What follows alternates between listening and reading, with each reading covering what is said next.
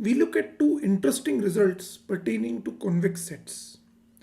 First is the supporting hyperplane theorem.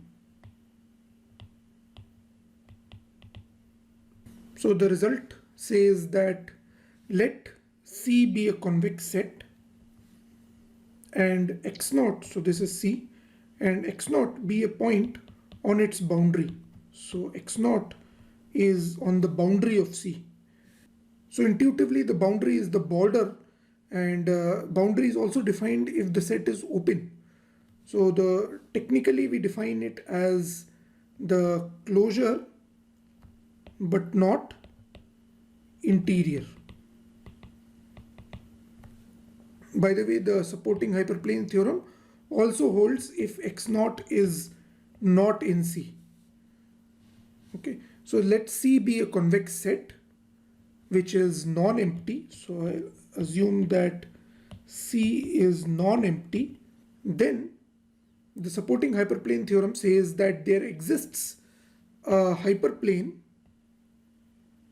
right? So there exists a hyperplane which passes through x0 and C lies on one side of that hyperplane. So the set Y such that A transpose Y equal to A transpose x0, right? So this is an example of a supporting hyperplane, is a supporting hyperplane if it satisfies that if A is not equal to 0 and A transpose X is less than equal to A transpose x0 for all X in C, right? So if this condition is satisfied, then this set is a supporting hyperplane, and the theorem is that such a supporting hyperplane always exists. So such a supporting hyperplane always exists.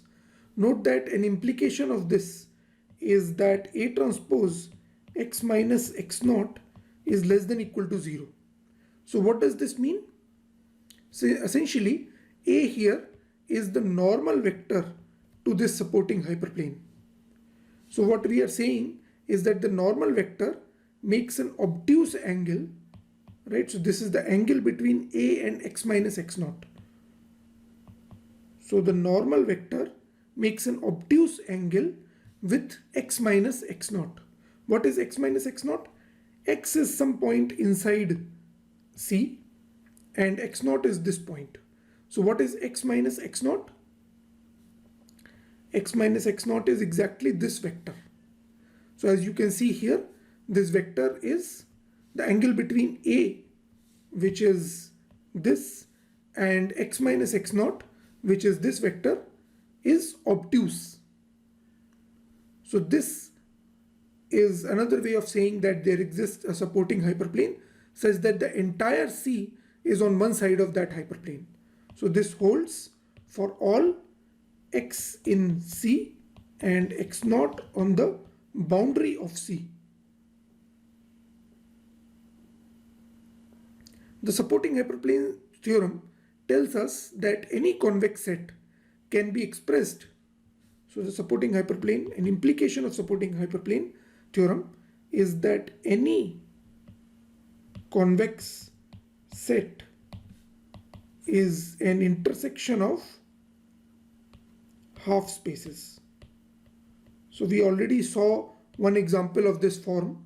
So it is essentially saying that you take any convex set, for every point on the boundary draw a supporting hyperplane, and if you do that for all the points on the boundary and take the intersection for the side on which that set C lies, then you will get the convex set as an intersection of infinite number of half spaces, right? So this result or this intuition which we earlier had actually follows from the supporting hyperplane theorem. A related result is that of the separating hyperplane.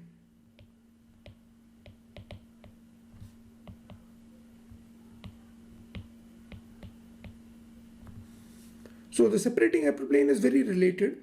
In the supporting hyperplane theorem, we were saying that take any point on the boundary or perhaps outside C, and then we will be able to draw a hyperplane that passes through that point and does not pass through the convex set, and the convex set is on one side of that hyperplane.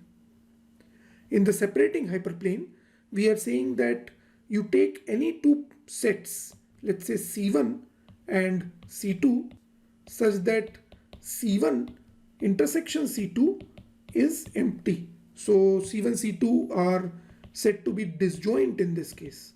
So take any two disjoint sets which are also non-empty.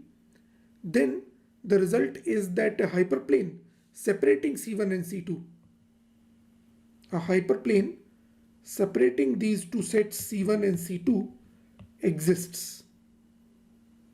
So what is this hyperplane? This hyperplane could be of the form A transpose X less than equal to B. So on one side you have A transpose X less than equal to B, and on the other side you have A transpose X greater than equal to B. So these are the two half spaces. The hyperplane splits the space into two half spaces, and the convex set C1 and C2 lie on each side of that hyperplane. So this is the separating hyperplane theorem, and it is true whenever C1 and C2 are convex disjoint sets. Note that if they are not convex, it is easy to see that you will not be able to find such a hyperplane. So for example, you could have a set like this, and in this case you cannot find a hyperplane that separates the two sets. The hyperplane would always pass through at least one of the sets. Another example is, let's consider the set C equal to xy in R2 plus, such that xy is greater than equal to 1.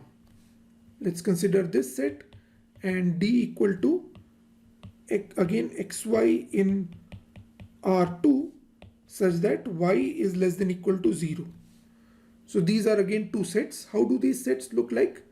So let's say this is the xy plane, then xy greater than equal to 1 is this set.